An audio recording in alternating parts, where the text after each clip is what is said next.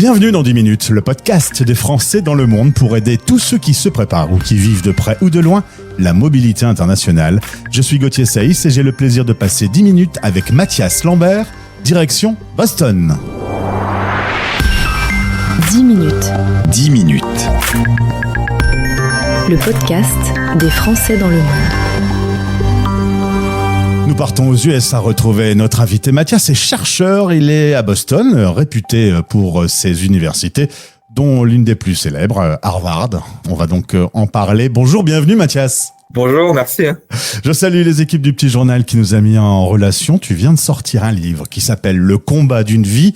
Et chers auditeurs, tendez bien l'oreille parce que certains mènent des combats, mais j'ai l'impression que celui de Mathias a été particulièrement ardu. On se retrouve dans le cadre de ce Téléthon 2025. D'abord, si tu veux bien, Mathias, un mot sur ce Téléthon. Parce que le Français se plaint, le Français dit toujours qu'il est pas content, qu'il ça va pas, etc. Et on en parlait hors antenne en préparant cette interview. Le Téléthon français, alors qu'il y en a d'autres dans le monde, est une véritable réussite qui a fait bouger les lignes. Tu m'as dit il y a eu un avant et un après Téléthon. Un petit cocorico quand même. J'ai envie de dire oui, clairement, un petit cocorico. Je peux dire on peut être un peu chauvin et très très fier de ce que le Téléthon a fait. Je pense que le Téléthon amène de très belles histoires.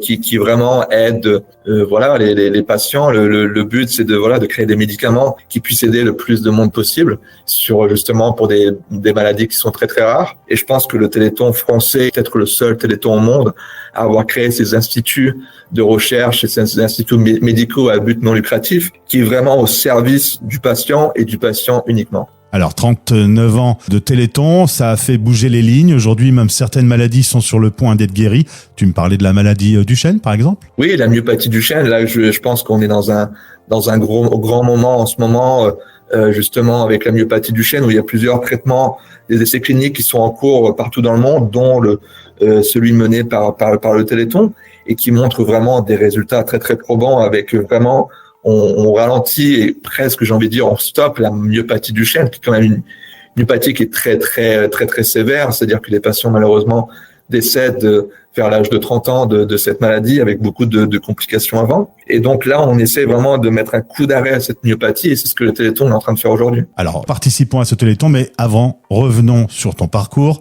Tu es originaire de Saint-Omer, tu as aujourd'hui 35 ans. Tu quittes le Pas-de-Calais tu vas pas très loin, dans la métropole lilloise, faire tes études universitaires dans le domaine de la biologie.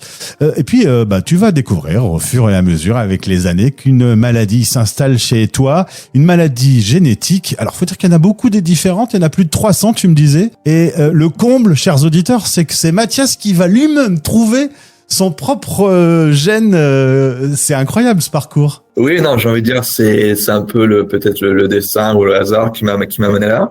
Mais oui, il y a à peu près 300 myopathies, donc maladies du muscle différentes. Donc je suis né avec cette maladie, j'étais le seul dans ma famille. Et pendant 25 ans, j'avais des médecins qui n'arrivaient pas à m'expliquer cette myopathie. Et je pense que j'étais petit, très très curieux, aussi peut-être un esprit un peu revanchard sur la vie. J'avais envie de comprendre une maladie que les gens n'arrivaient pas à m'expliquer. Donc c'est pour ça que je suis parti dans des études de biologie. Et durant ma thèse, c'est-à-dire que aussi, encore une fois, le hasard est venu taper à la porte. Mon neurologue faisait aussi partie de l'équipe de recherche dans laquelle je travaillais. Et un jour, en faisant mes recherches, en lisant des papiers scientifiques, j'ai lu des données qui montraient que on avait identifié quelques patients avec des symptômes très très similaires aux miens, dont on avait découvert la cause génétique. J'en ai parlé à mon neurologue. On dit pendant 25 ans, on a cherché, on n'a pas trouvé. J'ai dit on va essayer de séquencer ce gène-là et puis on verra. Donc c'était un peu une bouteille jetée à la mer. Et 3 mois après, il m'envoie un message en me disant je crois que tu avais raison, on a trouvé la cause de ta maladie. C'est fou, incroyable. Et du coup, elle porte ton nom? Malheureusement, non. Et j'ai envie de dire, c'est une maladie tellement rare. J'ai envie de dire, c'est à peu près 1 sur 400 000. Donc c'est peut-être quelques centaines, un peu moins de personnes en France. Et c'est tellement rare qu'on lui donne même pas un nom très très très très beau. C'est-à-dire qu'on n'a même pas pris le temps de la nommer vraiment. Et donc on appelle ça une myopathie congénitale à disproportion des fibres musculaires. J'avoue que c'est pas très facile et je suis pas sûr de le répéter comme ça sans le noter précédemment. Mathias, cette maladie aujourd'hui, maladie musculaire, t'apporte beaucoup de fatigue. Tu te déplaces en fauteuil roulant. La nuit, tu dois avoir un appareil de ventilation artificielle. C'est quand même très lourd. Non, c'est très très lourd. Et c'est-à-dire que quand je suis arrivé ici aux États-Unis, bon, il a fallu aussi, j'ai dû emporter avec moi la maladie dans les valises. C'est-à-dire que c'est très très lourd. C'est-à-dire qu'à chaque fois, bon voilà, c'est aussi se rendre compte que des fois la vie ne tient à rien.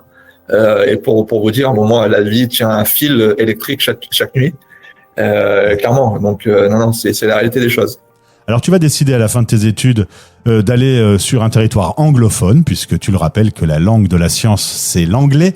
Tu vas avoir plusieurs propositions différentes. C'est Boston qui va s'imposer. Il faut dire que quand Harvard te propose une place, ça se refuse pas. Non, ça se refuse pas du tout. Ça se refuse pas du tout. Et en plus, j'ai envie de dire encore une fois, le hasard revient frapper à ma porte. C'est-à-dire que la personne qui m'embauche était celui qui avait découvert il y a 40 ans le gène responsable de la myopathie de Duchenne. Ah oui. Et cette découverte avait justement permis de lancer le Téléthon en France, parce que les patients, j'ai envie de dire les parents s'étaient dit bon, on avait enfin trouvé la cause de la myopathie du Duchenne. Le but maintenant, c'est de trouver un traitement. Et c'est comme ça que tout s'est fait en France. C'était encore une fois, voilà, c'est l'anecdote. Et je suis arrivé dans un labo vraiment prestigieux à mes 26 ans. J'étais un gamin du Nord qu'on accueille comme ça à Boston. C'est encore une fois la belle histoire. Alors tu arrives, il fait froid parce que l'hiver à Boston ça caille. T'as tes 2 valises, t'as ton fauteuil. Tu sais que j'ai un peu de honte, Mathias, mais je parle très rarement, beaucoup trop rarement, de vivre le handicap à l'étranger. Comment ça s'est passé pour toi? Parce que c'est quand même en solo une drôle d'aventure. Est-ce que par exemple Boston était bien équipé quand t'es handicapé en fauteuil? Oui, j'ai envie de dire, j'étais agréablement surpris des aménagements qui étaient sur place. À Boston, on a le plus vieux métro des États-Unis qui date d'un peu de l'année 1900, des années 1900. Et quand je fais une comparaison avec la France, à Boston, je trouve que le métro, j'ai jamais eu des problèmes d'accessibilité. Tous les jours, pour vous dire, quand j'allais au travail, je prenais le bus, par exemple, aussi. Il y avait jamais de soucis. Je pense aux États-Unis, c'est aussi dans la culture américaine, c'est-à-dire qu'on a les vétérans, qui sont là aussi, le regard sur le handicap qui est beaucoup plus intégré depuis longtemps, depuis la plus jeune enfance aussi le respect du handicap et aussi les lois qui sont différentes et qui datent ici de 1990 et la loi en France sur le handicap date de 2005, donc on a un gap de 15 ans. Le retard, on va le rattraper en France parce que à chaque fois on en a parlé au JO. On dit que c'est équipé, mais quand on fait le test, l'ascenseur fonctionne pas et en fait il y a quand même des marches. Dans un premier temps, je dirais que non, ce sera peut-être impossible de rattraper ce retard. Ouais. Je pense que la seule possibilité, et j'en vois qu'une, c'est qu'on amène les personnes en situation de handicap à des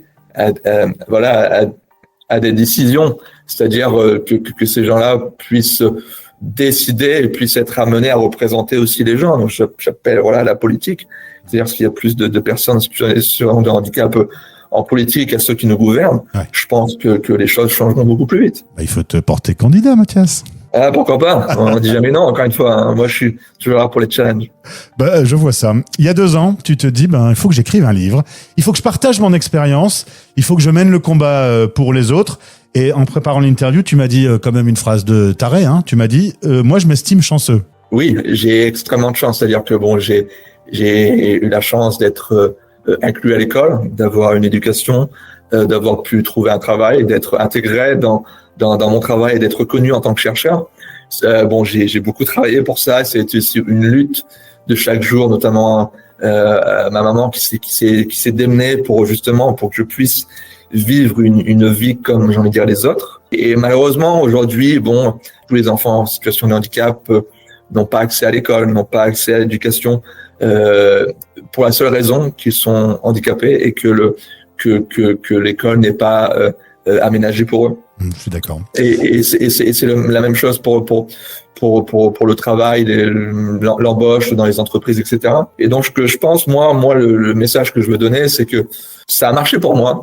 Donc, pourquoi pas pour d'autres? Alors, tu écris Le combat d'une vie. C'est sorti aux éditions du Rocher. Le lien est disponible dans le descriptif de ce podcast. Tu vas venir en France dans quelques jours pour faire la promotion, pour participer au Téléthon également. On y revient. Ça va être très fatigant. En même temps, ça va être très excitant de retrouver la France. Ça fait combien de temps que t'es pas venu? Ça fait la dernière fois c'était il y a 6 mois, donc il y a pas très très longtemps. Mais bon, c'est toujours un plaisir de revenir. C'est vrai que il faut se dire aussi que la nourriture me manque, la nourriture française me manque. Ah, alors écoute, tu fais pas exception de mes 2618 autres interviews de Français qui parlent de la gastronomie, ça c'est sûr.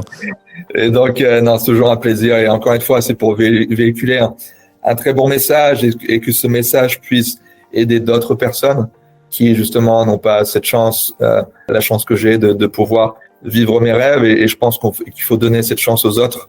Voilà. C'est tout. On est sur la radio des Français dans le monde. Toi, tu es du Nord comme moi. Tu vis aujourd'hui aux USA. Est-ce que d'autres cultures, d'autres pays dans le monde pourraient t'attirer dans le futur? T'y penses un peu de temps en temps?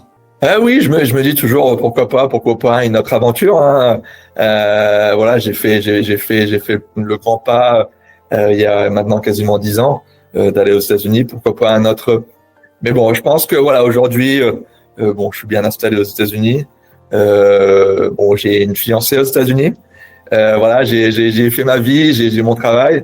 Et je pense encore une fois que la recherche n'a pas de frontières. Et je pense qu'aussi aujourd'hui avec la radio, les réseaux sociaux, je pense que les messages peuvent être véhiculés de façon très très facile et de façon très très rapide. Donc je pense que n'importe où le combat peut être mené de façon parfaite. Eh ben Mathias, on va suivre ces aventures dans le futur ensemble. Je vais mettre dans le descriptif également tous les liens pour tous ceux qui vont faire vivre le Téléthon français à distance. Il y a beaucoup d'événements qui se font depuis l'étranger. Et puis, comme je le disais, 2619 podcasts aujourd'hui que j'ai eu le plaisir de mener. Tu vas me laisser des traces, Mathias, parce que c'est le genre de rencontre. C'est quand même un sacré combat d'une vie. T'as bien choisi le nom de ton bouquin. Merci. Je souhaite le meilleur pour ce livre, pour le Téléthon. J'espère que les auditeurs qui nous ont suivis vont pouvoir partager ce podcast et porter la parole. Tu reviens quand tu veux. Entendu, on fait comme ça.